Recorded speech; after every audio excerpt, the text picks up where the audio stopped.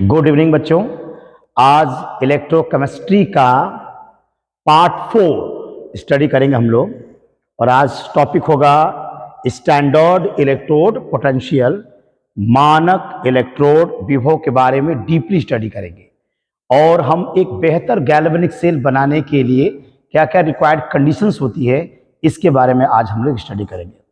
आप सबका study time with Rajesh sir YouTube channel पे आप सबका स्वागत है। तो फर्स्ट ऑफ ऑल हम देखेंगे स्टैंडर्ड इलेक्ट्रोड पोटेंशियल क्या होता है।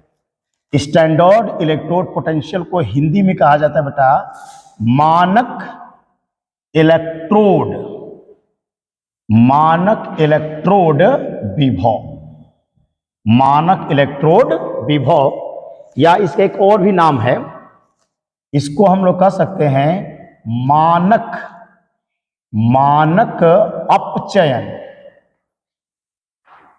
मानक अपचयन विभव, मानक अपचयन विभव। स्टैंडर्ड इलेक्ट्रोड पोटेंशियल आपका आ जाएगा स्टैंडर्ड बेटा इसका नाम हो जाएगा, इसका नाम हो जाएगा स्टैंडर्ड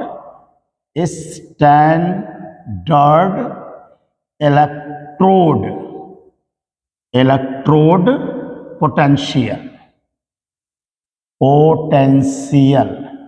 स्टैंडर्ड इलेक्ट्रोड पोटेंशियल इसका एक नाम, या इसको कह सकते हैं अथवा इसका एक नाम हो जाएगा standard reduction potential, standard reduction potential, standard reduction potential,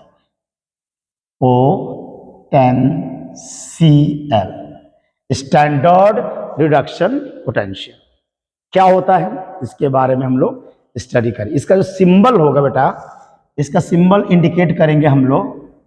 जैसे मान लेते हैं कापर का हम जानना चाहते हैं, कापर का मानक इलेक्ट्रोड विभव, तो इसका सिंबल होगा E0 और ये हो जाएगा Cu प्लस प्लस बाई क्या हो जाएगा Cu।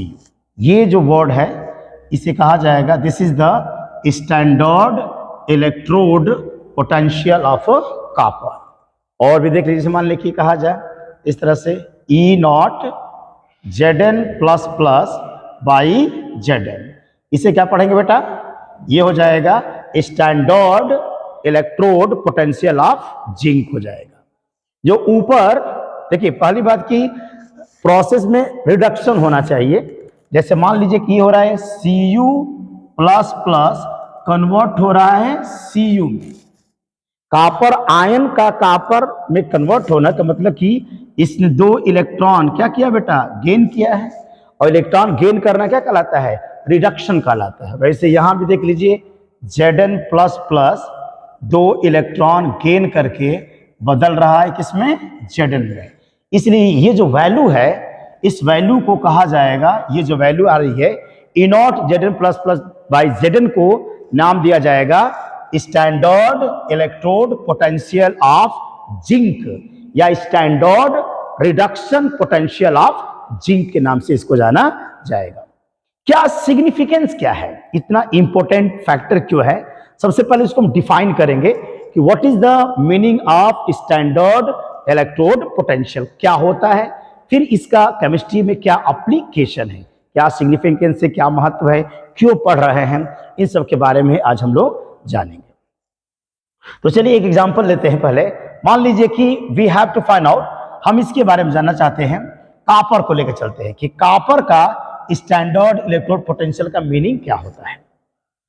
जैसे मान लीजिए ये एक वोल्टामीटर, एक कंटेनर हुआ, इस कंटेनर में हमने क्या किया, इस कंटेनर में मैंने कापर सल्फेट का क्या ले लिया, एक्वस ले लिया, कापर सल्फेट का बेटा एक्वस, कापर सल्फेट का जलीय विलयन मैंने ले लिया है। तो कापर सल्फेट एक इलेक्ट्रोलाइट है, कापर सल्फेट विद्युत अपघट्य इलेक्ट्रोलाइट है जो पानी में डिजोल्व होकर के तुरंत देगा कैटायन Cu++ और SO4-। मान लीजिए कि इसके अंतर्गत मैंने एक मेटालिक रॉड ऐड किया है, कापर का रॉड हमने इसमें ऐड कर दिया है। लास्ट वीडियो में पार्ट 3 में इसको डिफाइन किया गया है कि जब भी कॉपर सल्फेट के जलीय विलयन में कॉपर की छड़ को डाला जाता है तो कॉपर की छड़ पर बेटा पॉजिटिव चार्ज एराइजेज हो जाता है। कॉपर सल्फेट के जलीय विलयन में कॉपर की छड़ को डालने पर इसके ऊपर पॉजिटिव चार्ज आ जाता है। इसको एक्सप्लेन किया गया है इलेक्ट्रोकेमिस्ट्री का पार्ट 3 लेक्चर नंबर 3 में इसको एक्सप्लेन किया गया था क्यों ऐसा होता है। तो सपोज दैट इसको मैं मान लेता हूं बेटा दिस इज कैटायन, ये कैटायन है, और ये मान लेता हूं बेटा ये हो गया आपका एनायन मान लेते हैं। तो आपके पूरे सोल्यूशन में क्या होंगे बेटा कैटायन होंगे, दिस इज कैटायन है सब सोल्यूशन में। और सोल्यूशंस में क्या होंगे हर जगह मान लीजिए कैटायन लाखों करोड़ों की संख्या में सब कैटायंस पड़े हुए हैं। ऐसे ही क्या होंगे एनायंस भी होंगे बेटा, जगह जगह सब क्या होंगे एनायंस भी आपके पड़े होते हैं। अब क्या होगा कि जब कॉपर सल्फेट के जलीय विलयन में कॉपर की छड़ को जब डाला जाता है तो कॉपर की छड़ पर क्या आ गया है, हमने बताया कॉपर की छड़ पर आ गया पॉजिटिव चार्ज। देखिए ये हो गया प्लस चार्ज आ गया है, कॉपर की छड़ पर पॉजिटिव चार्ज एराइजेज हो गया है। कॉपर के छड़ पर क्या गया बेटा पॉजिटिव चार्ज आ गया है। अब जो कॉपर की रॉड पर पॉजिटिव चार्ज आ गया है तो वो क्या करेगा, वो पॉजिटिव चार्ज क्या करेगा कि आपके इलेक्ट्रोलाइटिक जो सोल्यूशन है विद्युत अपघट्य का जो जलीय विलयन है उस जलीय विलयन से जो माइनस है जो एनायन है उस एनायन को अपनी तरफ क्या करेगा आकर्षित करेगा। एज द रिजल्ट क्या होगे पूरा का पूरा देखिए एनायन इस तरीके से आ जाएगा। ये पूरा एनायन एक इस तरह से पूरा एनायन चूंकि रॉड पर प्लस है तो विलयन के जितने भी माइनस होंगे उनको अपनी तरफ वो क्या करेगा अट्रैक्ट करेगा। गेटिंग, यानी रॉड पर मान लीजिए कि रॉड पर बेटा अगर रॉड पर पॉजिटिव चार्जेस आ गया है बेटा, रॉड पर अगर मान लीजिए कि पॉजिटिव चार्जेस अगर रॉड पर आया है, देखिए मान ले कि प्लस चार्ज रॉड पर आ गया है, रॉड पर पॉजिटिव चार्जेस आ गया है, रॉड पर पॉजिटिव चार्ज आ गया है तो वो क्या करेगा आपके इलेक्ट्रोलाइटिक सॉल्यूशन के एनायन को अपनी तरफ क्या करेगा अट्रैक्ट करेगा। सारे एनायन को अपनी तरफ क्या करेगा अट्रैक्ट करेगा। और अट्रैक्ट करने की वजह से क्या होगा, अट्रैक्ट करने की वजह से कुछ ऐसी फिनोमिनाएं हो जी, कुछ ऐसी घटना घटित होने वाली है बेटा। रॉड और सॉल्यूशन जहां एक दूसरे को टच कर रहे हैं छू रहे हैं, जिस स्थान पर रॉड माने धातु की छड़ और विलयन एक दूसरे को स्पर्श कर रहे हैं छू रहे हैं वहां पर एक बनेगा double electrical layer. As shown figure देखिए यहां बन गया एक डबल इलेक्ट्रिकल लेयर। क्या नाम देंगे इसका double electrical layer. Double electrical layer हमारा बन जाएगा बेटा। इसको हिंदी में बोलते हैं बेटा वैद्युत द्विस्तर। वैद्युत्व एक वैद्युत द्विस्तर बनेगा, वैद्युत द्विस्तर बन जाएगा। वैद्यु में दो वैद्युत द्विस्तर, एक पॉजिटिव, ये क्या बना है देखिए हमारा एक पॉजिटिव लेयर और उसके बगल में क्या बन गया एक नेगेटिव लेयर बन गया है। अब क्या होगा तो फिजिक्स ये कहता है कि मान लीजिए अगर दो लेयर है, ये प्लस प्लेट है और मान लेते ये क्या है माइनस प्लेट है, तो इनके बीच में एक इलेक्ट्रिक फील्ड जनरेट होगा, इलेक्ट्रिक फील्ड आ जाएगा। और अगर इन दोनों के बीच की डिस्टेंस अगर d है तो फिजिक्स में एक डेरिवेशन कर पढ़ेंगे हम लोग और वो हो जाएगा v बराबर E इंटू डी। यानी कि अगर E का मैं D में मल्टीप्लाई कर दूं तो हमको मिल जाएगा एक पोटेंशियल डिफरेंस प्राप्त हो जाएगा। यानी अगर एक पॉजिटिव लेयर है बगल में एक नेगेटिव लेयर है तो उनके बीच में एक इलेक्ट्रिक फील्ड जनरेट होगा और उस इलेक्ट्रिक फील्ड की वजह से उनके बीच में एक इलेक्ट्रिक पोटेंशियल जनरेट हो जाएगा। तो यहां पर एक इलेक्ट्रिक पोटेंशियल जनरेट हो जाएगा। और उसी इलेक्ट्रिक पोटेंशियल रॉड और सॉल्यूशन के बीच जो एक डबल इलेक्ट्रिकल लेयर की वजह से जो पोटेंशियल डिफरेंस डेवलप हो रहा है, उस पोटेंशियल डिफरेंस को कहा जाता है स्टैंडर्ड इलेक्ट्रोड पोटेंशियल। यही हो जाएगा स्टैंडर्ड इलेक्ट्रोड पोटेंशियल के नाम से हम जानते हैं। इसमें एक वर्ड है स्टैंडर्ड, मानक। मानक शब्द क्यों लगा रहे हैं? जो ऊपर इसमें जो जीरो लगा रहे हैं हम लोग E0, ये जीरो जो है वो मानक शब्द को रिप्रेजेंट कर रहा है। और यहां मानक शब्द का जो मतलब है, मानक शब्द या स्टैंडर्ड क्यों लगा रहे हैं? स्टैंडर्ड का मतलब कि इसमें जो विलयन होगा, कॉपर सल्फेट का जो जलीय विलयन होगा, उसका कंसंट्रेशन, उसकी सांद्रता 1 मोलर होनी चाहिए। उसकी सांद्रता कितनी होनी चाहिए बेटा? 1 मोलर। और विलयन का जो ताप है वो 25 डिग्री सेल्सियस होना चाहिए। यानी अगर विलयन की सांद्रता 1 मोलर हो, अगर इलेक्ट्रोलाइट मतलब कॉपर सल्फेट का जो सॉल्यूशन हम बना रहे हैं, उस कॉपर सल्फेट के इलेक्ट्रोलाइटिक सॉल्यूशन का कंसंट्रेशन 1 मोलर हो और टेम्परेचर 25 डिग्री सेल्सियस हो, तो यहां पर जो वोल्टेज एराइजेस होगा, उस वोल्टेज को कहा जाएगा मानक इलेक्ट्रोड विभव, स्टैंडर्ड इलेक्ट्रोड पोटेंशियल। जब भी कहा जाएगा स्टैंडर्ड, इसका मतलब कंफर्म हो गया कि कंसंट्रेशन कितना होना चाहिए? 1 मोलर और टेम्परेचर होना चाहिए 25 डिग्री सेल्सियस। अगर मान लीजिए हमने कंसंट्रेशन को चेंज कर दिया, इलेक्ट्रोलाइटिक सॉल्यूशन, इलेक्ट्रोलाइट्स के सॉल्यूशन का कंसंट्रेशन हमने बदल दिया या टेम्परेचर बदल दिया, तो जो यहां वोल्टेज एराइजेस होगा, अब उस वोल्टेज को कहा जाएगा इलेक्ट्रोड पोटेंशियल। मानक शब्द हट जाएगा, इलेक्ट्रोड पोटेंशियल। और दोनों में क्या रिलेशंस होता है, इसके लिए हम नस्ट इक्वेशन आगे पढ़ेंगे अगले लेक्चर में। इलेक्ट्रोकेमिस्ट्री का एक सबसे इंपॉर्टेंट लेक्चर होगा नस्ट इक्वेशंस। ओके बेटा, नस्ट इक्वेशंस के बारे में हम लोग पढ़ेंगे। तो we will discuss what is the meaning of standard electrode potential. Standard electrode potential, SRP क्या होगा? स्टैंडर्ड एसआरपी भी बोलेंगे इसको, एसआरपी स्टैंडर्ड रिडक्शन पोटेंशियल क्या होगा? तो इसे कहा जाएगा, ये जो है लिखा गया है, ये कहा जाएगा SRP of copper. SRP of क्या होगा बेटा? Copper. Standard reduction potential, SRP है किसका? कॉपर का, स्टैंडर्ड रिडक्शन पोटेंशियल। तो डिफिनेशन क्या है इसकी, है परिभाषा क्या है? पहले परिभाषा एक बार हिंदी में समझ लेते हैं इसका, फिर इसको अंग्रेजी में इसको समझेंगे। हिंदी में ये कहा जाता है कि जब किसी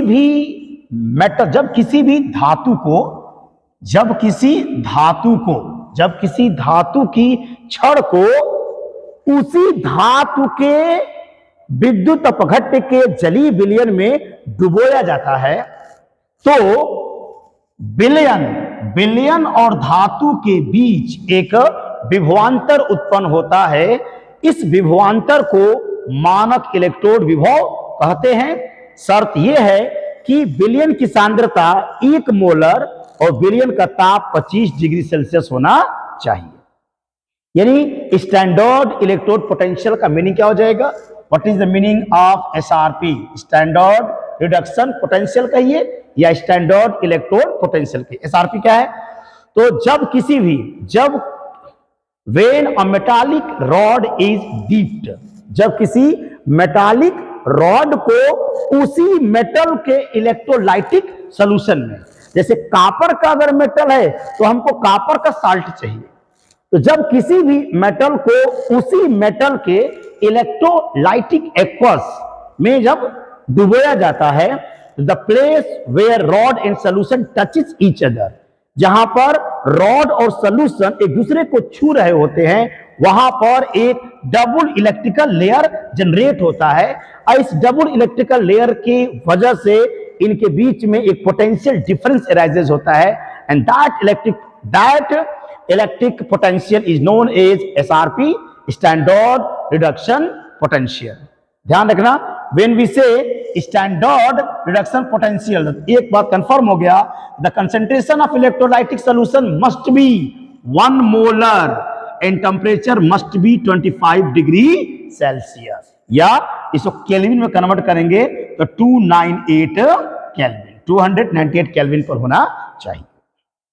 ओके, अब इसका सिग्निफिकेंस क्या है, इतना इंपॉर्टेंट क्यों है, इतना इंपॉर्टेंट ये क्यों है? जैसे मान लीजिए इसका सबसे ज्यादा जो होता है, अगर हमसे कहा जाए, मान लीजिए कुछ मेटल में दे रहा हूं, लाइक एस कॉपर मैंने दे दिया, जिंक दे दिया, आयरन दे दिया एंड डॉट डॉट डॉट, बहुत सारे मेटल्स है। अब मेटल की बात कर रहे हैं खाली, बहुत से मेटल्स आपको दिए गए, जैसे कॉपर है, जिंक है और आपका आयरन है, और कहा जाए कि इसमें कि कौन सा मेटल मोर रिएक्टिव है। अगर हमको पता करना चाहे कि इसमें से मोर रिएक्टिव मेटल कौन है, तो बड़ा इजी तरीका है। सबसे पहले हम इन सारे मेटलों का क्या निकालेंगे, एसआरपी निकाल देंगे, एसआरपी निकालेंगे। अब जैसे मान लीजिए कि कॉपर का E0 Cu++ बाई Cu, इसकी वैल्यू एक्सपेरिमेंटली होती है प्लस 0.34 वोल्ट हो गया। अगर मान लिखा जाए कि एसआरपी आप जिंक देख लिया जाए, E0 Zn++ और बाई Zn, इसकी वैल्यू होती है माइनस के 0.76 वोल्ट होता है। मान लीजिए इसका अगर देखा जाए standard reduction potential SRP of iron Fe++ by Fe, इसकी वैल्यू होती है माइनस के 0.44 वोल्ट होता है। अगर सारे मेटल्स का, अभी मैं धातु की बात कर रहा हूं, अगर मान लीजिए कि जितने भी मेटल्स हैं सभी धातुओं का एसआरपी पता चल जाए, तो हम बता सकते हैं कि कौन सी धातु मोर रिएक्टिव है, मोर रिएक्टिव है। अब इसमें मैथमेटिकली जिस धातु का, जिस मेटल का एसआरपी कम है, या कह सकते हैं कि ज्यादा नेगेटिव है, मोर नेगेटिव है, that metal is more reactive.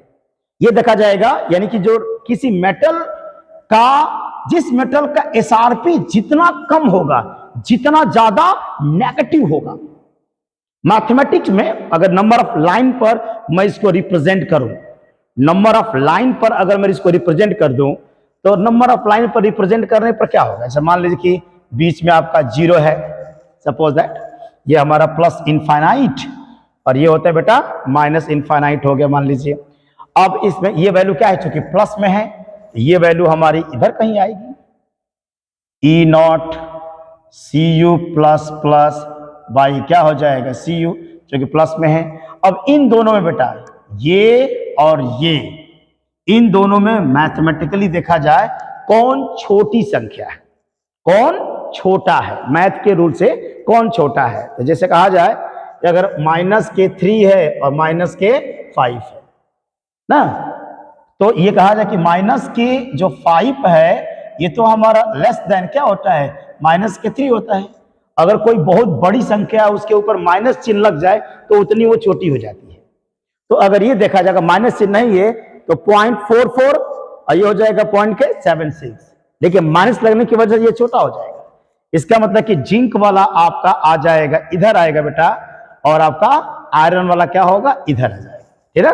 माने ये मोर नेगेटिव हो जाएगा, क्योंकि इसको दिखाएंगे तो -0.76 है, और ये कितना बेटा आयरन वाला -0.44 है। तो अगर सारे मेटल को नंबर ऑफ लाइन पर रिप्रेजेंट करें तो जो सबसे लेफ्ट में आएगा वो सबसे ज्यादा मोर रिएक्टिव होगा। मैंने इन तीनों में बात करें, अगर मैं कहूं कि आयरन, कॉपर और जिंक में सबसे ज्यादा मोर रिएक्टिव कौन है इन तीनों में, तो कहेंगे कि जिंक मोर रिएक्टिव होगा। किसके बेटा, आयरन से, उसके बाद क्या हो जाएगा, कॉपर हो जाएगा। तो एसआरपी से हम क्या कर सकते हैं, अगर स्टैंडर्ड रिडक्शन पोटेंशियल हमको पता है तो हम ये बता सकते हैं कि कौन सा मेटल किस मेटल की तुलना में कितना ज्यादा मोर रिएक्टिव है, किसको ऑक्सीडाइज कर सकता है, किसको रिड्यूस कर सकता है, ये सब क्या होगा, कौन सा केमिकल रिएक्शन पॉसिबल होगा नहीं होगा, ये इलेक्ट्रोकेमिकल सीरीज पढ़ेंगे, इलेक्ट्रोकेमिकल सीरीज के एप्लीकेशंस है वो सब हम लोग देखेंगे।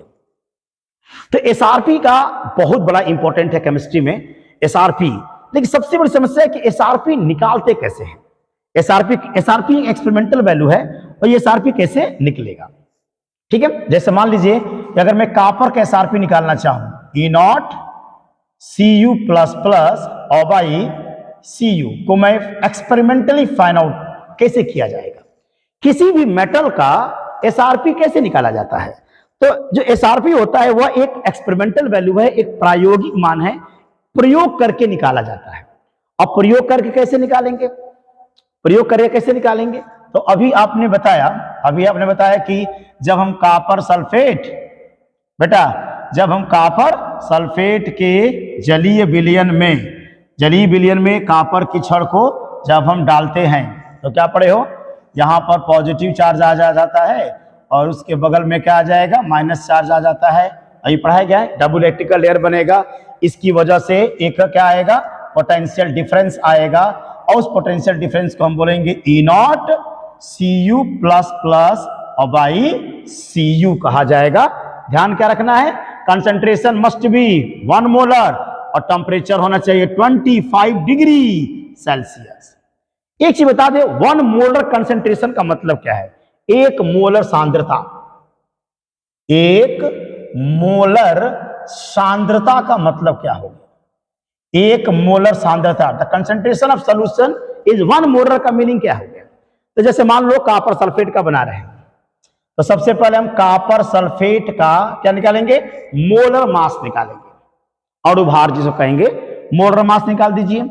तो इसका कितना हो जाएगा मोलर मास बेटा, अणुभार अगर कहा जाए इसका, तो कॉपर सल्फेट का अणुभार अगर निकालें, है ना, अणुभार मोलर मास निकाले इसका, तो कॉपर का होगा बेटा 63.5, सल्फर कितना होता है बेटा 32, ऑक्सीजन का होता है 16 चौके 64, और अगर शायद इस पूरे को जोड़ दोगे बेटा तो आएगा 159.5, ये इसका मोलर मास है, इतना AMU इसका मोलर मास निकल गया।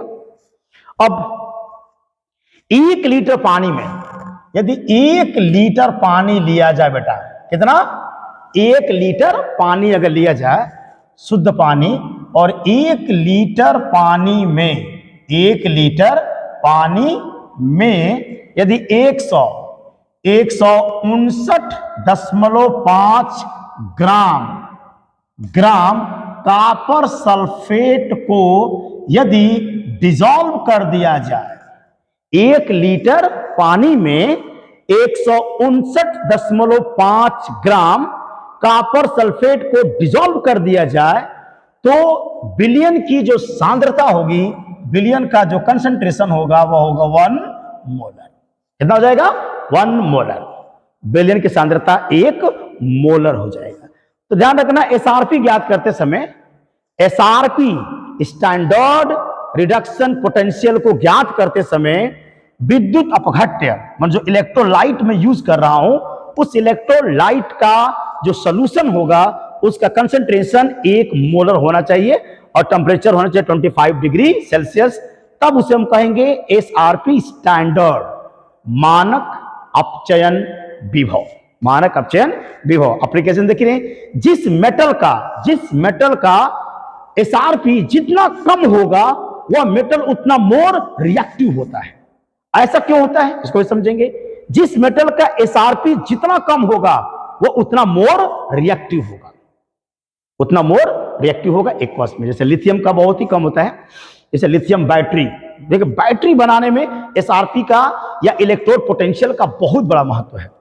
लिथियम बैटरी कितना इंपॉर्टेंट है आजकल जानते होंगे, हर जगह लिथियम बैटरी यूज किया जा रहा है, क्योंकि लिथियम का जो एसआरपी है, लिथियम का जो इलेक्ट्रोड पोटेंशियल वैल्यू है बहुत ज्यादा नेगेटिव होता है, तो एक हाई ईएमएफ प्रोड्यूस किया जा सकता है लिथियम की वजह से।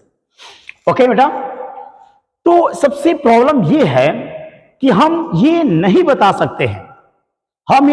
सकते हैं कि जब कॉपर सल्फेट के जलीय विलयन में कॉपर की छड़ को जब डुबोया जाए तो डबल इलेक्ट्रिकल लेयर बनेगा। उस डबल इलेक्ट्रिकल लेयर बनने की वजह से इसमें जो वोल्टेज एराइजेज होगा, इस वोल्टेज को किसी भी एक्सपेरिमेंट से मेजर इंडिविजुअली मेजर नहीं कर सकते हैं। अगर चाहे कि इसको एब्सोल्यूट हम मेजर कर लें तो इम्पॉसिबल है, इम्पॉसिबल है, नहीं बता सकता है। यानी ये यहां पर ये कितना वोल्टेज अराइजेस हुआ है ये हम नहीं मेजर कर सकते हैं। तो निकालेंगे कैसे?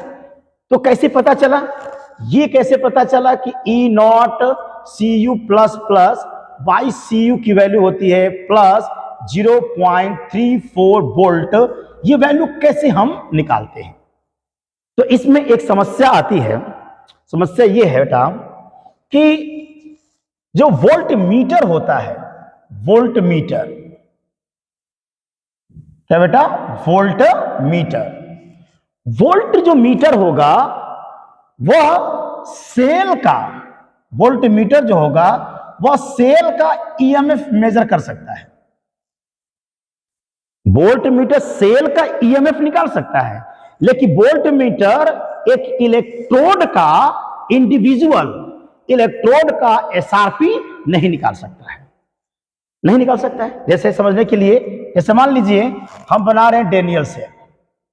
डेनियल सेल के बारे में बेटा हम लोग थोड़ा सा पढ़े थे, हल्का फुल्का डेनियल सेल के बारे में पढ़ाया गया था। तो डेनियल सेल में आप लोग क्या लिए थे? डेनियल सेल में सबसे पहले हमने 2 बर्तन लिए थे ना, वोल्टामीटर बोलते इसको।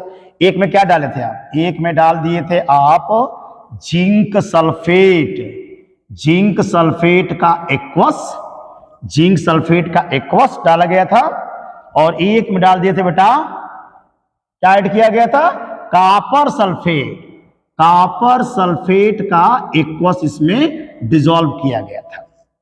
पहले में जिंक सल्फेट का एक्वस और दूसरे में डाला गया था कॉपर सल्फेट का एक्वस, जिलिबिलियन। इसके बाद आपको याद होगा, इसके बाद याद होगा कि पहले वाले में हम क्या डाले थे बेटा? जिंक रॉड, और इसके ऊपर चार्ज कौन सा आया था? माइनस चार्ज अराइजेस हो गया था। ये हम लोग का जिंक रॉड है, जिंक रॉड है, इसके ऊपर माइनस चार्ज क्यों आया था? क्योंकि जो जिंक होता है वह बदल देता है Zn प्लस प्लस और 2 इलेक्ट्रॉन में, माने ऑक्सीडेशन होता है। आपको बताया गया था, ऐसा पिछले लेक्चर में पढ़ चुके हैं कि जिंक सल्फेट के जली विलयन में जिंक की छड़ को डालने पर जिंक के ऊपर प्लस माइनस चार्ज क्यों आता है? क्योंकि जिंक जो होता है, जिंक एटम अपने रॉड पर 2 इलेक्ट्रॉन छोड़कर वह जिंक आयन के रूप में सोल्यूशन में आ जाता है और रॉड पर इलेक्ट्रॉनों का एक्सेस हो जाता है। इसको एक्सप्लेनेशन पिछले लेक्चर में किया जा चुका है। ये ऑक्सीडेशन चूंकि हो रहा है बेटा, क्या हो रहा है? ऑक्सीडेशन फिनोमिना हो रही है, और ऑक्सीडेशन फिनोमिना होने की वजह से ये क्या होगा बेटा? एनोड कहलाएगा। This is anode. ये क्या हो जाएगा? एनोड की तरह काम करेगा। इसके बारे में भी हम जानते हैं, इन महोदय के बारे में पढ़ चुके हैं। इनके क्या डालेंगे? कॉपर की छड़ डाल दीजिए, कॉपर की रॉड डालिए। कॉपर की रॉड डालने के बाद इसके ऊपर कौन सा चार्ज आया था? पॉजिटिव चार्ज आया था। पिछले लेक्चर में यही बताया जा चुका है, क्यों प्लस चार्ज आता है।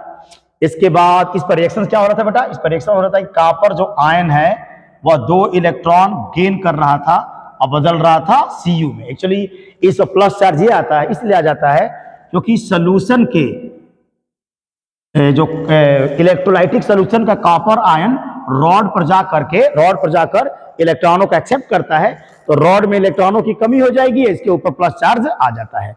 ये कौन सी घटना है बेटा? ये घटना हो रही है, रिडक्शन हो रहा है, रिडक्शन हो रहा है। क्योंकि रिडक्शन का मतलब होता है इलेक्ट्रॉन को गेन करना, और जिस इलेक्ट्रोड पर रिडक्शन होता है उसे कैथोड कहते हैं। इसका मीनिंग क्या हो बेटा? ये कैथोड हो गया। ये क्या हो गया बेटा? कैथोड हो गया।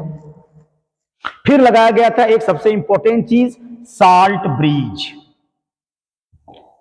क्या लगाए थे बेटा हम लोग? साल्ट ब्रिज को लगाया गया था, साल्ट ब्रिज को लगाया गया था। और साल्ट ब्रिज के अंतर्गत, साल्ट ब्रिज में हम लोग एक जेली जैसा पदार्थ भरते हैं, एक जेली जैसा पदार्थ भरते हैं, एक पेस्ट बनाते हैं पोटेशियम क्लोराइड का।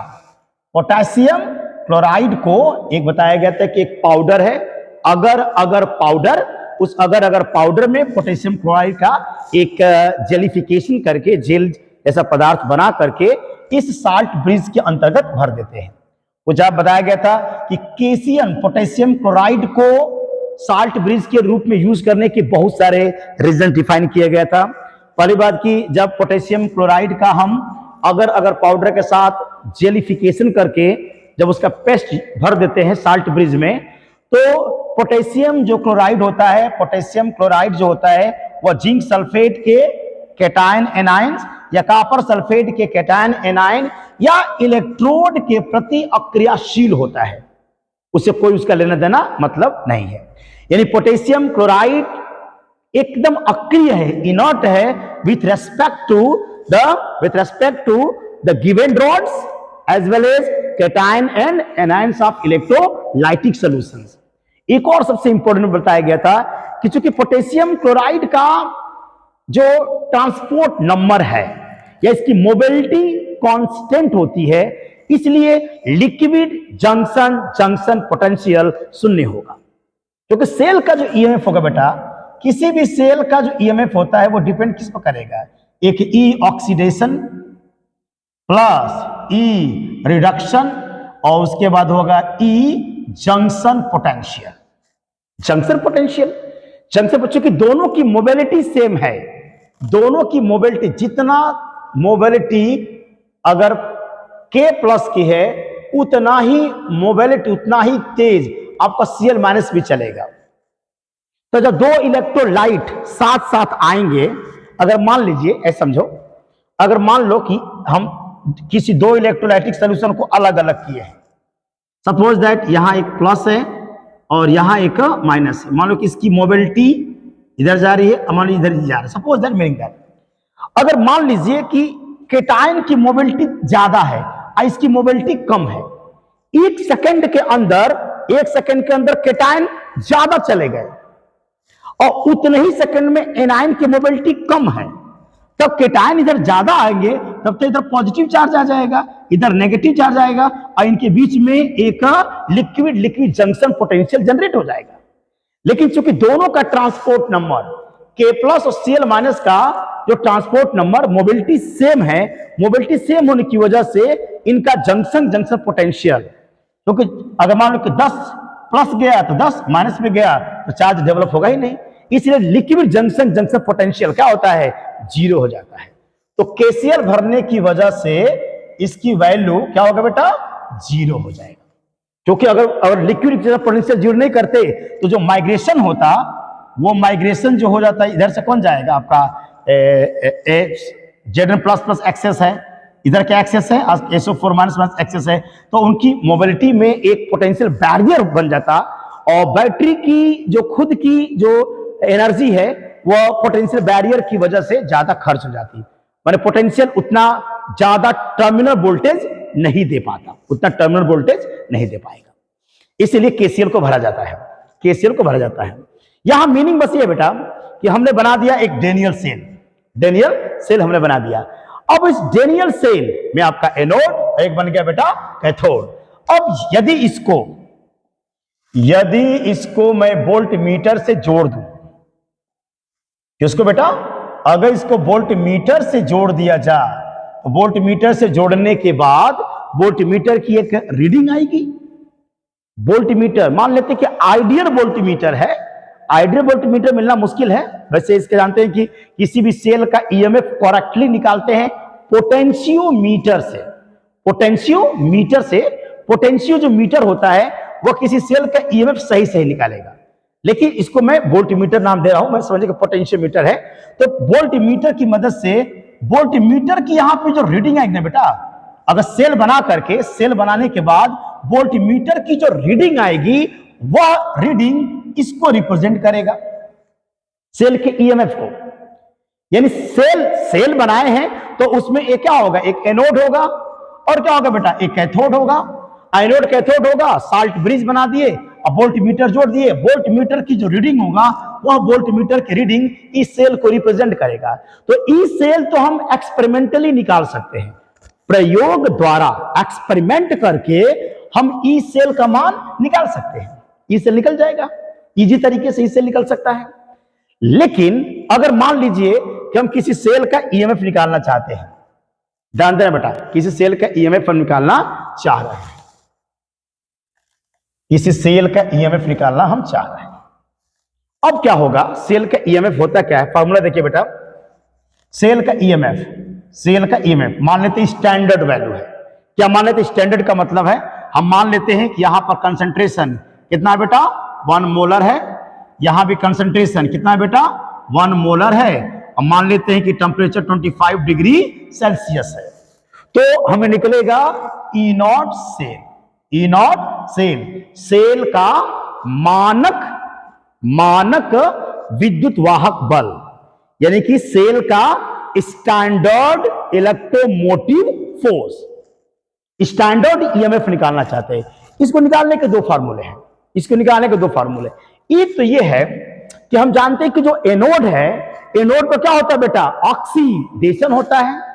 तो क्या करिए कि एनोड का जो ऑक्सीडेशन वाला जो पोटेंशियल है और कैथोड पर क्या होता है, रिडक्शन होता है, तो कैथोड पर होने वाले रिडक्शन पोटेंशियल को क्या करिए, जोड़ दीजिए, तो हमारे सेल का ईएमएफ क्या होगा, निकल जाएगा।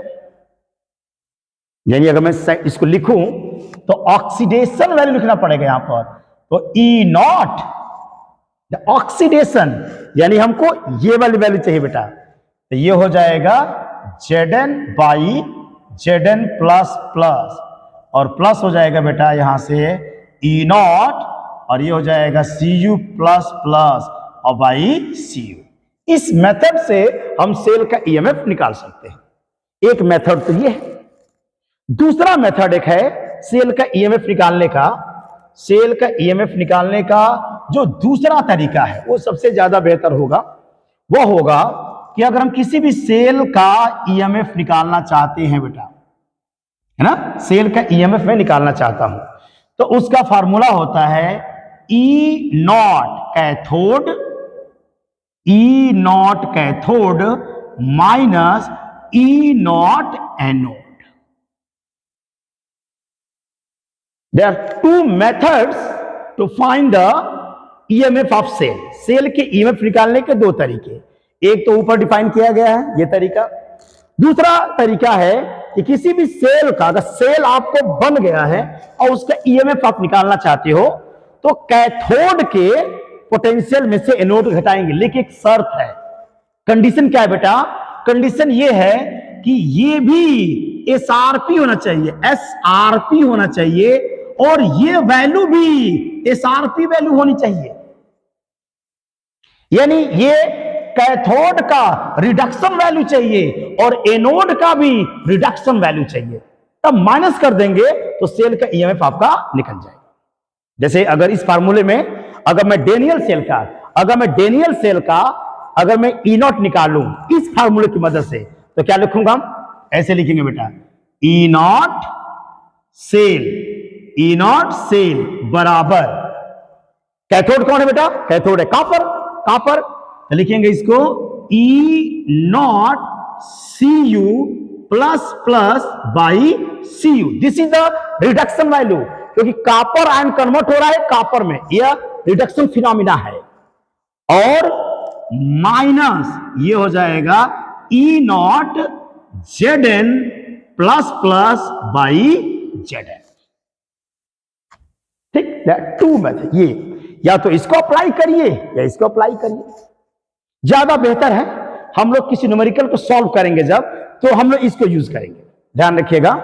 यानी कि अगर कैथोड के इलेक्ट्रोड पोटेंशियल में से, कौन सा, रिडक्शन पोटेंशियल, कैथोड के रिडक्शन पोटेंशियल में से एनोड का रिडक्शन पोटेंशियल अगर माइनस किया जाएगा तो मिल जाएगा सेल का ईएमएफ पता चल जाएगा, ईएमएफ पता चल जाएगा। अब एक्सपेरिमेंटली इसका मान तो पता चल जाएगा, क्योंकि वोल्ट मीटर की जो रीडिंग होती है वह वोल्ट मीटर की रीडिंग इसको रिप्रेजेंट करेगा, इन और सेल को। और मुझे क्या चाहिए, मुझे इसकी वैल्यू मान ले कि हमको चाहिए, मुझे इसकी वैल्यू हमको चाहिए, कॉपर का हम एसआरपी निकालना चाहते हैं, तो ये वैल्यू तो हमको प्रयोग से पता है, वोल्टमीटर की रीडिंग ये है और ये हम निकालना चाहते हैं, तो इसका वैल्यू तभी निकाल पाओगे जब ये वैल्यू आपको ऑलरेडी क्या हो, पता हो। Are you getting? It means ये वैल्यू तो निकल जाएगा विथ एक्सपेरिमेंट, वोल्टमीटर की रीडिंग ही ये होगा, इनोड सेल होगा। अब अगर कैथोड और एनोड में से, कैथोड और एनोड में से किसी एक का अगर एसआरपी पता है तो हम दूसरे मेटल का एसआरपी निकाल सकते हैं। और ये बहुत बड़ी एक समस्या हो गई वैज्ञानिकों के लिए। एक ऐसा मेटल या एक ऐसा एलिमेंट मुझे चाहिए जिसका एसआरपी ऑलरेडी पता हो, ऑलरेडी पता हो, क्योंकि दोनों में से जब तक किसी एक का नहीं पता होगा आप दूसरे का नहीं निकाल सकते हैं, क्योंकि ये तो एक्सपेरिमेंटली निकल गया। अगर ये बाई चांस पता है तो ये निकल जाएगा, या ये पता है तो ये निकल जाएगा। इन दोनों में से किसी एक का एसआरपी पहले ही से पता होना चाहिए, तभी हम बाकी, अगर मान लो कि कॉपर का पता है तो जिंक का निकाल लेते, या जिंक का पता है तो कॉपर का निकाल लेते। लेकिन एक ऐसा इलेक्ट्रोड मुझे चाहिए जिसका एसआरपी वैल्यू पहले से ही पता होना चाहिए। And this is the challenging, यह बहुत एक चैलेंजिंग वर्क रहा वैज्ञानिकों के लिए कि एक ऐसा मेटल कहां से लाया जाए, या एक ऐसा एलिमेंट कहां से लाया जाए जिसका एसआरपी पहले ही से पता हो, पहले ही से पता हो। इसलिए ध्यान रखना, किसी भी पूरे इलेक्ट्रोकेमिकल सीरीज में हम किसी मेटल का जो स्टैंडर्ड, जो एसआरपी वैल्यू लिख के दिया जाता है, that value is not absolute value, that is the relative value with respect to hydrogen. एक ऐसा इलेक्ट्रोड मुझे चाहिए जिसका एसआरपी पहले ही से पता हो, एक ऐसा एलिमेंट, एक ऐसा तत्व, एक ऐसा धातु या अधातु कोई भी हो जिसका एसआरपी हमको पहले ही से पता है, तो हम बाकी किसी मेटल का निकाल सकते हैं। इस समस्या को सॉल्व करने के लिए, इस समस्या को सॉल्व करने के लिए पीरियाडिक टेबल को देखा गया भाई, और पीरियाडिक टेबल में देखा गया कि कौन भाई खतरनाक एक एलिमेंट है ना, पढ़े होंगे पीरियाडिक टेबल में। एक फर्स्ट ए है बेटा यहां पर, और इधर कहीं एक 7th ए होता है ना, 7th ए, ग्रुप नंबर 17 और ग्रुप नंबर 1। तो ग्रुप नंबर 1 इसमें एलिमेंट होते हैं, हलीना करब से फरियाद, पढ़े होंगे ट्रिक इसका। हाइड्रोजन है, लिथियम है, सोडियम है, पोटेशियम है, रुबिडियम है, सीजियम है और फ्रांसियम है। और कहा जाता है इनकी वैलेंसी क्या होती है बेटा, +1, इलेक्ट्रोपॉजिटिव है सब। इनमें क्या है, फ्लोरीन है, क्लोरीन है, ब्रोमीन है और आयोडीन है, एस्टेटीन है। इनकी इलेक्ट्रोनेगेटिविटी क्या होती है, -1। इस पीरियोडिक टेबल में हाइड्रोजन को भी रखा जाता है, दोनों ग्रुप में। हाइड्रोजन एक ऐसा होता है कि पीरियोडिक टेबल के 2 ग्रुपों में रखा जा सकता है, क्योंकि हाइड्रोजन के अंदर नेचर क्या बेटा ना, हाइड्रोजन इलेक्ट्रॉन लॉस भी कर सकता है और हाइड्रोजन इलेक्ट्रॉन गेन भी कर सकता है। हाइड्रोजन दोनों कर सकता है। हाइड्रोजन के अंदर टेंडेंसी है, हाइड्रोजन के अंदर टेंडेंसी है कि हाइड्रोजन इलेक्ट्रॉन क्या कर सकता है बेटा, लॉस भी कर सकता है। बोले बेटा, हाइड्रोजन जो होगा यह इलेक्ट्रॉन को क्या कर सकता है बेटा, लॉस भी कर सकता है।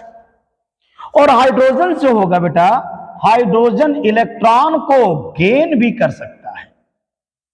दोनों ही टेंडेंसी हाइड्रोजन के पास है। इलेक्ट्रॉन त्यागने की भी प्रवृत्ति है और इलेक्ट्रॉन ग्रहण करने की भी प्रवृत्ति हाइड्रोजन के पास होती है।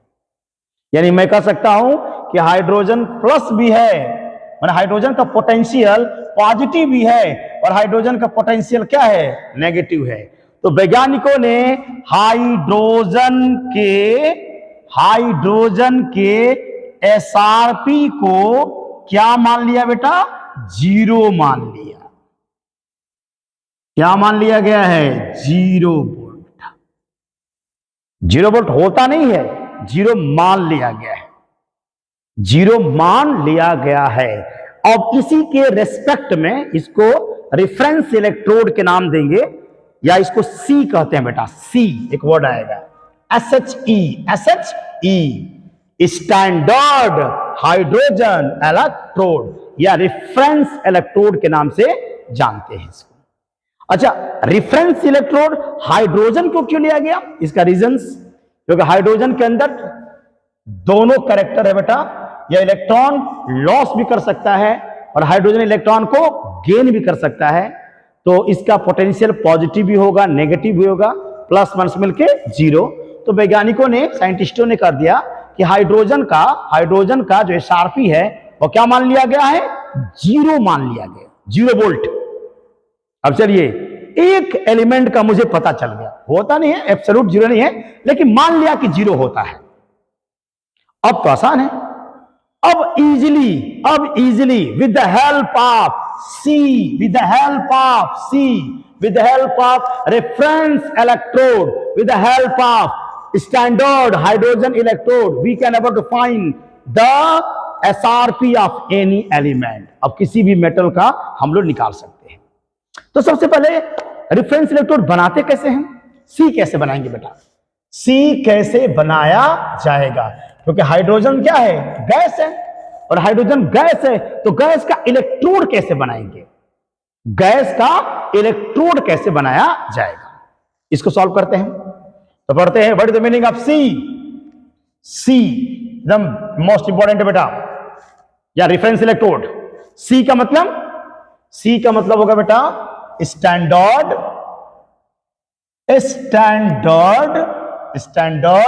हाइड्रोजन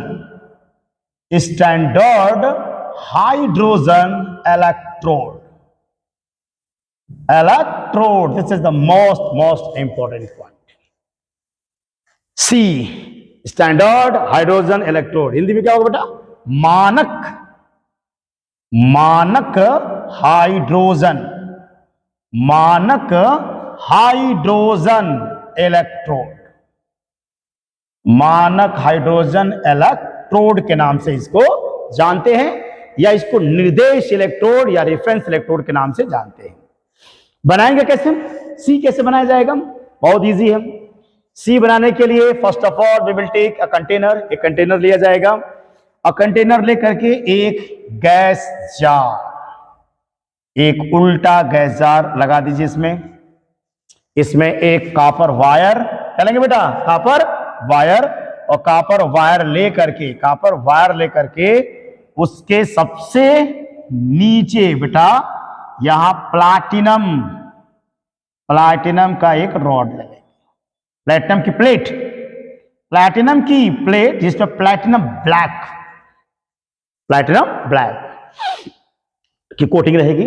प्लैटिनम की खास बात बता दे बेटा, प्लैटिनम की खास बात क्या है कि प्लैटिनम जो होता है यह हाइड्रोजन को एडजॉर्ब करेगा, एब्जॉर्ब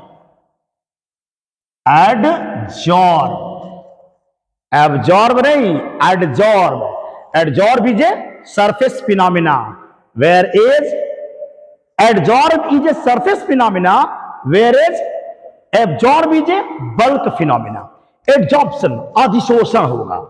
तो क्या करता है, जो प्लैटिनम होता है बेटा, हाइड्रोजन के जो मॉलिक्यूल होते हैं यह प्लेटिनम के सरफेस पर जाकर के चिपक जाते हैं। क्या होते हैं? एडजॉर्ब हो जाएंगे, अधिशोषित हो जाते हैं, हाइड्रोजन मॉलिक्यूल जाकर के चिपक जाते हैं। तो जब हाइड्रोजन गैस के मॉलिक्यूल पूरा प्लेटिनम के चारों तरफ एडजॉर्ब हो जाएगा, ये मान लिया जाएगा कि हमारा हाइड्रोजन गैस का इलेक्ट्रोड है, क्योंकि प्लैटिनम की खुद की रिएक्टिविटी बहुत कम होती है, बहुत कम रिएक्टिविटी है। प्लेटिनम बहुत ही लेस रिएक्टिव मेटल होता है। इसलिए जब हाइड्रोजन गैस प्लेटिनम के चारों तरफ पूरा चिपक जाएगा, यानी जब अधिशोषित हो जाएगा, एडजॉर्ब हो जाएगा, तो इसको हम हाइड्रोजन इलेक्ट्रोड के रूप में इसको मान सकते हैं। अब यहां पर क्या करेंगे बेटा, यहां पर मैं हाइड्रोजन गैस पास करूंगा। हाइड्रोजन गैस को यहां से क्या किया जाएगा बेटा? पास किया जाएगा। हाइड्रोजन गैस को पास किया जाएगा, सॉरी,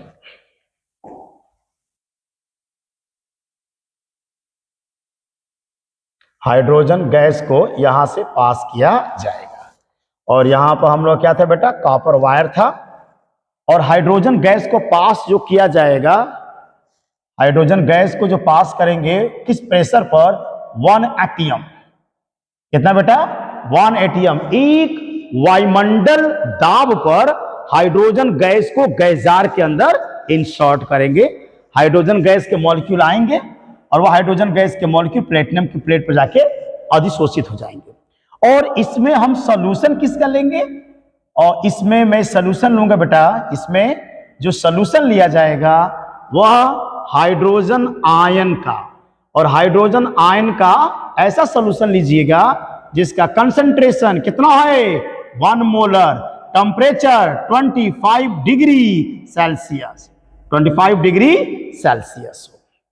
जैसे HCl डाल दीजिए, HCl ना, अगर HCl डाल देंगे बेटा, HCl डाल देंगे, ऐसा HCl को ऐड करना है जिसमें हाइड्रोजन आयनों की सांद्रता, हाइड्रोजन आयन का जो कंसंट्रेशन हो वह कितना होना चाहिए 1 मोलर होना चाहिए, 1 मोलर होना चाहिए, तब उसे कहेंगे C। तो C कैसे बनाया जाएगा? स्टैंडर्ड हाइड्रोजन इलेक्ट्रोड, मानक हाइड्रोजन इलेक्ट्रोड कैसे बनाया जाएगा, या रेफरेंस इलेक्ट्रोड कैसे बनाया जाता है? तो सबसे पहले एक कंटेनर लेंगे बेटा, एक कंटेनर के एक इन्वर्टेड गैस जार, एक उल्टा गैस जार लगा देंगे। उस गैस जार में मान लेंगे कॉपर वायर, कनेक्टिंग वायर लगा दीजिए। एक कॉपर वायर ले लीजिए बेटा, कॉपर वायर ले लीजिए। उस कॉपर वायर के अंतिम सिरे पर प्लैटिनम प्लेट, क्या लगाएं बेटा? Platinum plate. उसके ऊपर प्लैटिनम ब्लैक कोटिंग रहेगी। इसके बाद इस पर एक वायुमंडल दाब पर हाइड्रोजन गैस को इंसर्ट किया जाएगा, और एक हम सॉल्यूशन लेंगे, एक ऐसा विलयन लेंगे, उस विलयन में हाइड्रोजन आयन की सांद्रता 1 मोलर होनी चाहिए और टेम्परेचर होगा 25 डिग्री सेल्सियस। अब इसके अंतर्गत 2 फिनोमेना होंगे बेटा, 2 फिनोमेना होंगे। कभी कभी क्या होगा, हाइड्रोजन जो होगा, हाइड्रोजन इस फॉर्म में कन्वर्ट होगा।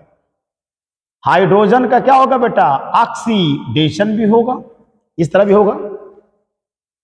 या कभी कभी हाइड्रोजन जो 2H+ है ना, ये 2 इलेक्ट्रॉन गेन करके ये हाइड्रोजन गैस में भी क्या होगा, कन्वर्ट करेगा। यह भी पॉसिबल है और यह भी पॉसिबल है। कौन सी फिनोमेना पॉसिबल है, यह इस बात पे डिपेंड करेगा कि हाइड्रोजन जो इलेक्ट्रोड है वह किस मेटल से हम उसका कंपेयर कर रहे हैं, पता चल जाएगा। अभी पता चल जाएगा। यानी ये जो C है ना बेटा, यह C कभी कभी एनोड का कार्य करेगा और यही C कभी कभी कैथोड का काम करेगा। एनोड कैथोड दोनों का काम करेगा, लेकिन ध्यान रखना है कि हाइड्रोजन का स्टैंडर्ड इलेक्ट्रोड पोटेंशियल कितना होगा बेटा? 0 वोल्ट होगा, 0.00 वोल्ट, ये मान लिया गया है। हाइड्रोजन का स्टैंडर्ड इलेक्ट्रोड पोटेंशियल 0 वोल्ट होगा। अब इसकी मदद से यूजिंग स्टैंडर्ड हाइड्रोजन इलेक्ट्रोड, अब किसी भी मेटल का या किसी भी एलिमेंट का SRP निकाल सकते हैं। SRP हम लोग निकाल सकते हैं। चलिए एग्जांपल समझते हैं, एग्जांपल लेते हैं। जैसे मान लीजिए हमको कॉपर का SRP चाहिए, SRP ऑफ कॉपर, ठीक है बेटा, हमें कॉपर का SRP चाहिए। लिखने का तरीका बताइए होगा बेटा, कैसे लिखेंगे इसको? इसे लिखा जाएगा E0 Cu plus by Cu। ये कैसे कैलकुलेट होगा?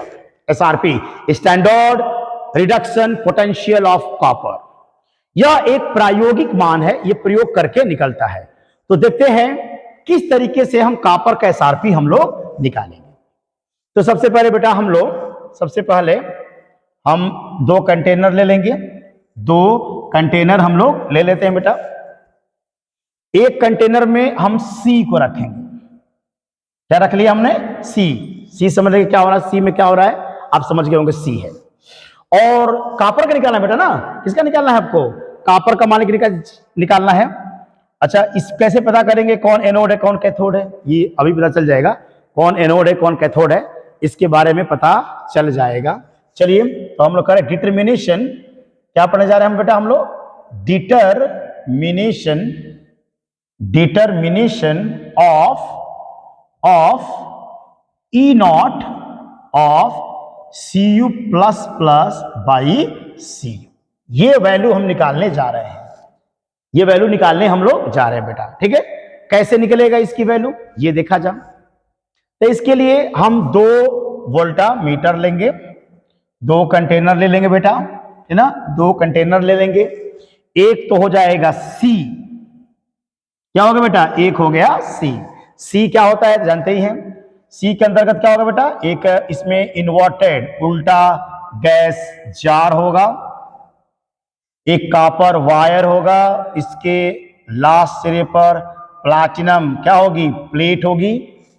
यहां पर क्या इंसर्ट किया जाएगा बेटा, यहां पर इंसर्ट करेंगे हाइड्रोजन गैस, इंसर्ट करेंगे 1 एटम, एक वायुमंडल दाब पर हाइड्रोजन गैस को इसके अंदर, गैस जार के अंदर इसको इंसर्ट किया जाएगा। और इसमें एक सॉल्यूशन लिया जाएगा, एक विलयन लिया जाएगा। उस विलयन में हाइड्रोजन आयन की सांद्रता 1 मोलर होनी चाहिए और विलयन का तापमान 25 डिग्री सेल्सियस, दोनों का तापमान 25 डिग्री सेल्सियस होना चाहिए। दिस इज सी, ये सी हो गया। अब क्या करेंगे बेटा, कॉपर का निकालना है। जिस मेटल का एसआरपी निकालना होता है उस मेटल का कोई इलेक्ट्रोलाइट लेंगे, उस मेटल का कोई इलेक्ट्रोलाइट लेंगे। जैसे मैंने कॉपर का ले लिया मैंने बेटा, कॉपर सल्फेट मैंने ले लिया, कॉपर सल्फेट मैंने ले लिया एक्वस। ध्यान रखना है इसमें मोलरता कितनी चाहिए, 1 मोलर, 1 मोलर, तापमान 25 डिग्री सेल्सियस होना चाहिए। क्या डालेंगे बेटा इसमें, क्या डालेंगे इसके अंदर, कॉपर की रॉड, कॉपर की रॉड को इसके अंतर्गत डाल दिया जाए। आपको कुछ नहीं पता है कि प्लस है कि माइनस है, क्या है, कुछ नहीं जानते हैं, ठीक ना। ऐसा हमने प्रयोग कर दिया। अब क्या करेंगे, इसमें साल्ट ब्रिज लगा दीजिए बेटा, साल्ट ब्रिज, साल्ट ब्रिज लगा दीजिए। साल्ट ब्रिज के बारे में पढ़ चुके हैं, साल्ट ब्रिज हम लगा देंगे।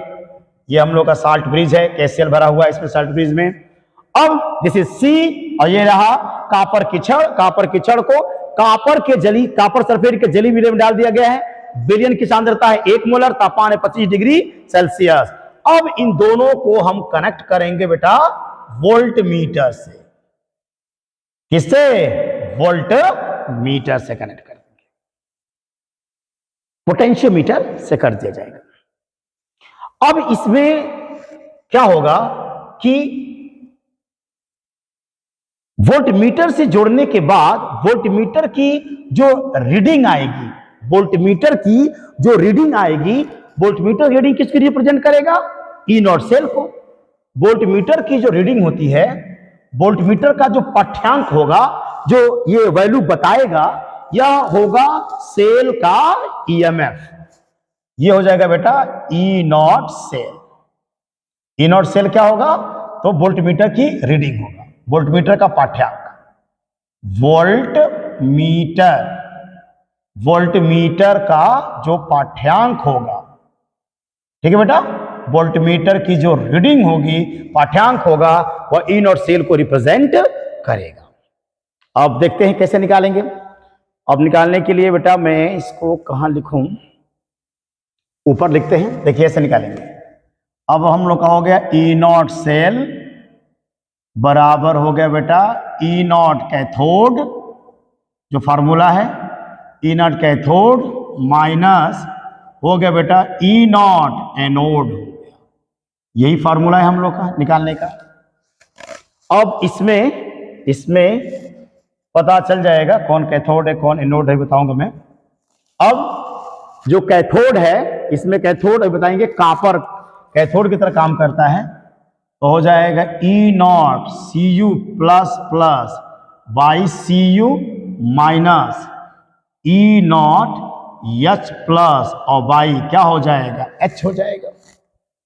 इसमें ये वाला कैथोड है, ये वाला कैथोड की तरह काम करता है, और जो हम लोग का इस दशा में जो सी है बेटा, वह सी है, वह एनोड की तरह कार्य करता है। और ये कैसे पता चलता है कौन कैथोड की, तो प्रैक्टिकल जब कर रहे होंगे तो हमको कैसे पता चलेगा कौन एनोड है कौन कैथोड है, वह करंट के बहने के डायरेक्शन, विद्युत धारा के प्रवाह के आधार पर हम लोग ऐसा समझ जाएंगे, विद्युत धारा जब प्रवाहित होगी तो उसके आधार पर हमको समझ में आ जाएगा कौन एनोड है कौन कैथोड है। ओके, वोल्टमीटर की रीडिंग कब आएगी? वोल्टमीटर की रीडिंग तब आएगी, वोल्टमीटर की रीडिंग के लिए एक शर्त यह है बेटा कि वोल्टमीटर की रीडिंग में मान लीजिए कि दो इसमें पॉइंट लगे होंगे, एक माइनस और एक प्लस। जब माइनस वाला इलेक्ट्रोड और एक प्लस वाला इलेक्ट्रोड जब सही कनेक्शंस करेंगे तभी रीडिंग देगा, अगर रीडिंग आपका नहीं देगा वो तो पता चल जाएगा कि कौन एनोड है कौन हमारा। अगर ऐसे ही करें वोल्टमीटर का माइनस वाला माइनस से प्लस वाला प्लस से चिपकेगा तभी आपका रीडिंग देगा, अगर उल्टा जोड़ेंगे तो रीडिंग नहीं देगा। तो समझ जाएंगे कौन एनोड है कौन कैथोड है ना। चलिए मैं विद्युत धारा के प्रवाह के आधार पर हम बता सकते हैं कौन एनोड होगा कौन कैथोड होगा। अब क्या हुआ बेटा, एकदम इजीली मिल गया आंसर हमको, आंसर हम लोग को मिल गया। कैसे मिला आंसर देख लीजिए, कैसे आंसर मिला। अगर इसको मैं देखूं, ये हम कैलकुलेट कर रहे हैं, ये वैल्यू क्या होकर है बेटा हम लोग कैलकुलेट कर रहे हैं। अब देखना कितना बढ़िया चीज है। तो फार्मूला क्या हम लोग का है, ई नॉट सेल बराबर निकल गया E naught C U plus plus by C U minus E naught H plus और बाई क्या होगा बेटा एच होगा। अब अगर आप प्रैक्टिकल कर रहे हो ना बेटा, प्रैक्टिकल कर रहे हो तो ये जो वोल्टमीटर की जो रीडिंग होगी एकदम करेक्ट वैल्यू बता रहे हैं। इस वोल्टमीटर की जो रीडिंग आएगी, वोल्टमीटर की जो करेक्ट रीडिंग आएगी वह आएगा 0.34 वोल्ट। अगर ये पूरा एक्सपेरिमेंट सही से कर रहे हैं तो इस वोल्टमीटर की करेक्ट रीडिंग यही आएगा। इसके बाद हो गया बेटा हम लोग का E naught C U plus plus by C U और माइनस क्या होगा 0, क्योंकि रिफरेंस इलेक्ट्रोड का एसआरपी क्या होता है 0 होता है। और जब इसको मैं सॉल्व करूंगा बेटा तो आ गया E naught C U plus plus by C U बराबर प्लस के 0.34 वोल्ट। ये करेक्ट इसकी वैल्यू आ गई। तो एसआरपी हम कॉपर का हम एसआरपी क्या करेंगे, हमने प्रयोग करके देखा है कैसे निकलता है। तो इसी तरीके से सी की मदद से बेटा हाइड्रोजन स्टैंडर्ड हाइड्रोजन इलेक्ट्रोड की मदद से हमको पता चल जाएगा कि जो मेटल दिया गया बेटा उस मेटल का एसआरपी वैल्यू क्या है। अब इसकी मदद से हम सारे मेटल का हर एलिमेंट का एसआरपी वैल्यू निकाल सकते हैं, क्योंकि एक मेटल का अगर हमको पता चल गया तो हम सेल बना करके हम सारे एलिमेंट का सारे मेटल का एसआरपी वैल्यू को हम फाइंड आउट कर सकते हैं। कौन एनोड होगा कौन कैथोड होगा देख ही रहे हैं। वोल्टमीटर बेटा, वोल्टमीटर जब माइनस वाला माइनस से प्लस वाला प्लस से चिपकेगा तभी आपको ये रीडिंग देगा, अगर उल्टा जोड़ोगे तो रीडिंग नहीं देगा। इसका मतलब कि समझ में आ जाएगा। अच्छा, जो ज्यादा होगा ना बेटा, जिसकी वैल्यू ज्यादा होगी वो हमेशा क्या होगा यहाँ पर कैथोड होगा, और जो वैल्यू कम होगी वो हमेशा क्या होगा बेटा एनोड हो जाएगा। ये ध्यान रखना गैल्वेनिक सेल में, इसको ध्यान रखिएगा। ज्यादा वाले वैल्यू कैथोड और कम वाले वैल्यू क्या होगा एनोड की तरह काम आपका करेगा। Is it clear? ओके, अब क्या होगा एप्लीकेशंस, क्या फायदा है। जैसे क्वेश्चन एग्जाम में पूछा गया था, इस तरीके से एग्जाम में क्वेश्चन दिया गया था कि लेट यहां पर मेटल्स हैं, कुछ मेटल्स दिए गए हैं और यहां पर उनका दिया गया बेटा स्टैंडर्ड इलेक्ट्रोड पोटेंशियल, किसमें वोल्ट में, स्टैंडर्ड रिडक्शन पोटेंशियल दिया गया है, एसआरपी दिया गया बेटा, एसआरपी वैल्यू आपको दिया गया है। एसआरपी वैल्यू मेटल का दिया गया है। कुछ मेटल है जैसे मान लेते हैं A B C D E, they are some metals, और उन सारे धातुओं का जो एसआरपी वैल्यू है बेटा, एसआरपी वैल्यू मान लेके दिया गया है, उनका एसआरपी वैल्यू मान लीजिए, इसका एसआरपी वैल्यू है प्लस के 3.16 वोल्ट, इसका वैल्यू है माइनस के 2.78 वोल्ट, मान लीजिए इसकी वैल्यू है, मान लेते हैं माइनस के 1.6 वोल्ट, इसकी वैल्यू है प्लस के 1.78 वोल्ट, इसकी वैल्यू है बेटा माइनस के मान लेते हैं कि 1.89 वोल्ट। ये सब के सब मेटल्स हैं। अब पूछा गया है कि ये बताइए इनमें ए बी सी डी में इनकी एक हमको एक सीक्वेंस चाहिए, ये धातुओं की एक क्रियाशीलता का ऑर्डर चाहिए। माने हमको ये बताना है कि इन चारों में से पांचों में से मोर रिएक्टिव कौन है, इनमें से सबसे ज्यादा मोर रिएक्टिव कौन है, या एक हमको इंक्रीजिंग या डिक्रीजिंग अरेंजमेंट चाहिए इनकी रिएक्टिविटी का। तो चूंकि अगर किसी भी मेटल का बेटा एसआरपी पता है तो हम बता सकते हैं कि कौन सा मेटल मोर रिएक्टिव होगा। जिस मेटल का एसआरपी जितना कम होगा वो उतना मोर रिएक्टिव होगा, उतना मोर रिएक्टिव होगा। अगर मैं ऑर्डर निकालूं, अगर मैं ऑर्डर डिफाइन करूं, ऑर्डर ऑफ, अगर मैं ऑर्डर दिखा दूं बेटा, order of reactivity, order of reactivity अगर मैं निकालूं, सब मेटल है बेटा, नॉन मेटल है, मेटल्स है। तो जिस मेटल का एसआरपी जितना ज्यादा नेगेटिव होगा, एसआरपी नेगेटिव का मतलब वो इलेक्ट्रॉन लेना नहीं चाह रहा है। एसआरपी माइनस क्यों, माइनस का मतलब इलेक्ट्रॉन, क्योंकि एसआरपी वैल्यू जो होती है इलेक्ट्रॉन गेन करने की टेंडेंसी को नापता है। अगर मान लो कि ए से पूछा जाए, ए और बी को देखो बेटा, सीधे ए और बी, ए का एसआरपी क्या है, प्लस है, अब बी का एसआरपी क्या है, माइनस में है। तो इसका मैं ए का एसआरपी प्लस का मतलब ए के अंदर इलेक्ट्रॉन गेन करना चाहता है, इलेक्ट्रॉन लेना चाहता है, जबकि बी का नेगेटिव मना कर रहा है, माने बी इलेक्ट्रॉन लेना नहीं चाहता है। इसका मतलब बी के अंदर इलेक्ट्रॉन को त्यागने की टेंडेंसी क्या है, ज्यादा है। अब मेटल की जो रिएक्टिविटी होती है वो इलेक्ट्रॉन को त्यागने पर डिपेंड करता है। इसका मतलब अगर ए और बी में पूछा जाए, ए और बी में, तो ए मोर इलेक्ट्रॉन ज्यादा लेना चाहता है, इसका मतलब इसके अंदर इलेक्ट्रॉन त्यागने की प्रवृत्ति कम होगी, so it is less reactive metal. तो जनरली ये कहा जाता है जिस मेटल का एसआरपी जितना ज्यादा नेगेटिव होगा वो उतना ज्यादा मोर रिएक्टिव होगा बेटा, उतना मोर रिएक्टिव होगा। चलिए सबसे कम कौन है देखा जाए, ए बी सी डी में सबसे छोटी संख्या मैथमेटिकली, मैथ के नियम से सबसे छोटी संख्या कौन है, तो आएगा बेटा बी। बी ज्यादा नेगेटिव है तो बी सबसे ज्यादा रिएक्टिव हो जाएगा, बी मोर रिएक्टिव हो जाएगा। इसका कौन आएगा बेटा, इसके बाद देखो, इसके बाद आएगा ई, इसका कौन आएगा बेटा, ई आ जाएगा। इसके बाद हो जाएगा ई के बाद कौन आएगा बेटा, ई के बाद आएगा सी, तो हम लोग का हो जाएगा सी के बाद कौन आएगा बेटा, सी के बाद डी आ जाएगा, सी के बाद आ जाएगा डी, और डी के बाद आ जाएगा बेटा A. This is a order of increasing order of reactivity. और इसी को अगर एक सजा कर रख दिया जाए, एक सीक्वेंस में रख दिया जाए, जैसे मान लो कि बी हो गया, ई हो गया, सी हो गया, डी हो गया, ए हो गया, तो ये जो सीरीज बन रही है, इसी सीरीज का नाम है ECS, इलेक्ट्रोकेमिकल सीरीज। यानी अगर हम सारे एलिमेंट्स का एसआरपी निकाल देंगे तो एसआरपी निकाल के बता सकते हैं कौन मोर रिएक्टिव है और कौन लेस रिएक्टिव है। तो एक्सपेरिमेंट करके यूजिंग द रेफरेंस इलेक्ट्रोड हम हर मेटल का या हर एलिमेंट्स का हम क्या निकालेंगे बेटा, एसआरपी निकालेंगे।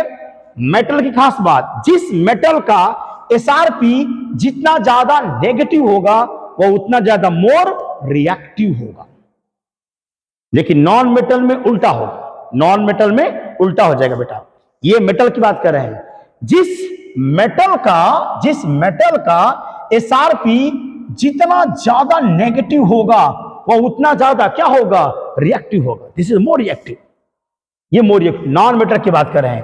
मैंने अगर एक फार्मूला बनाया जा तो reactivity of metal is inversely proportional to SRP. क्या होगा बेटा? SRP value. ये ध्यान रखना, मेटल के लिए किसी मेटल की जो रिएक्टिविटी होगी, किसी धातु की क्रियाशीलता, किसी धातु की क्रियाशीलता उस धातु के मानक अपचयन विभव के व्युत्क्रमानुपाती होगा। अर्थात जिस धातु का मानक अपचयन विभव जितना कम होगा, वह धातु उतना अधिक क्रियाशील होगा। लेकिन नॉन मेटल में उल्टा हो जाएगा, क्योंकि नॉन मेटल के अंदर जो क्रियाशीलता का जो क्रम है वह इलेक्ट्रॉन गेन करना होता है। तो ये तो मेटल के लिए बेटा, ये फॉर्मूला किस पर लागू होगा? मेटल पर लागू होगा। अगर मैं नॉन मेटल के रेस्पेक्ट में बात करूं, किसके? नॉन मेटल के रेस्पेक्ट में बात करूं बेटा, नॉन मेटल। अगर मैं नॉन मेटल के रेस्पेक्ट में बात करूं, नॉन मेटल ना, अधातु, क्या बोलते बेटा? अधातु, अधातु, अधातुएं, मेटल्स। तो जो अधातुओं की, नॉन मेटल्स की जो क्रियाशीलता होती है, नॉन मेटल इलेक्ट्रॉन गेन करना चाहते हैं, और किसी अधातु की जो क्रियाशीलता होती है वह इस बात पर डिपेंड करती है कि उसका एसआरपी कितना ज्यादा पॉजिटिव है। यानी कि नॉन मेटल की रिएक्टिविटी डायरेक्टली प्रोपोर्शनल होगा, डायरेक्टली प्रोपोर्शनल होगा उसके एसआरपी के। क्या बेटा? एसआरपी के डायरेक्टली प्रोपोर्शनल होगा, एसआरपी। तो ध्यान रखना, जिस मेटल का, जिस नॉन मेटल का एसआरपी ज्यादा होगा, मैथमेटिकली, मैथ के नियम से, मैथमेटिकली गणित के नियम से, जिसका जितना ज्यादा होगा एसआरपी, वह नॉन मेटल उतना ज्यादा हाईली क्या होगा? रिएक्टिव होगा। अब हम क्या करेंगे? मेटल्स और नॉन मेटल, सारे मेटल्स का हम एक्सपेरिमेंट द्वारा एसआरपी निकालेंगे। एसआरपी निकाल करके उन्हें हम क्या करेंगे? इंक्रीजिंग या डिक्रीजिंग ऑर्डर में क्या करेंगे? अरेंज कर देंगे। अरेंज करने के बाद जो सीक्वेंस प्राप्त होगा, जो सीरीज प्राप्त होगी, उस सीरीज को कहा जाएगा इलेक्ट्रोकेमिकल सीरीज, विद्युत रासायनिक श्रेणी। क्या बोलते बेटा? विद्युत रासायनिक श्रेणी, विद्युत रासायनिक श्रेणी के नाम से उसे जाना जाएगा, electrochemical series. And what are the significance, what are significance of ECS, electrochemical series का इस रसायन विज्ञान में क्या महत्व है, ये हम लोग कल के लेक्चर में स्टडी करेंगे। कल का लेक्चर हम लोग का होगा कि विद्युत रासायनिक श्रेणी की उपयोगिता क्या है, क्यों इतना ज्यादा हम लोग इसको बारे में पढ़ते हैं, क्या क्या हमको इसको फायदा मिलते हैं। इसके बाद हम सेल के ऊपर आ जाएंगे। एक बहुत दमदार साइंटिस्ट हम लोग मिलेंगे, नस्ट समीकरण, बहुत अच्छा समीकरण मिलेगा बेटा, नस्ट समीकरण। ये सबसे एक अच्छा क्वेश्चन होगा, नस्ट इक्वेशन, नस्ट इक्वेशंस के न्यूमेरिकल्स। एक बेहतर सेल हम कैसे बना सकते हैं? एक बेहतर सेल, एक ऐसा सेल जिसका ईएमएफ बहुत ज्यादा हो, उसके बनाने के लिए क्या क्या कंडीशंस होगी, इन सब के बारे में हम लोग अध्ययन करेंगे। तो कल के लेक्चर में हम लोग का होगा application of electrochemical series and we will discuss the Nernst equation और क्या इसका एप्लीकेशन है। ठीक है बच्चों, थैंक यू।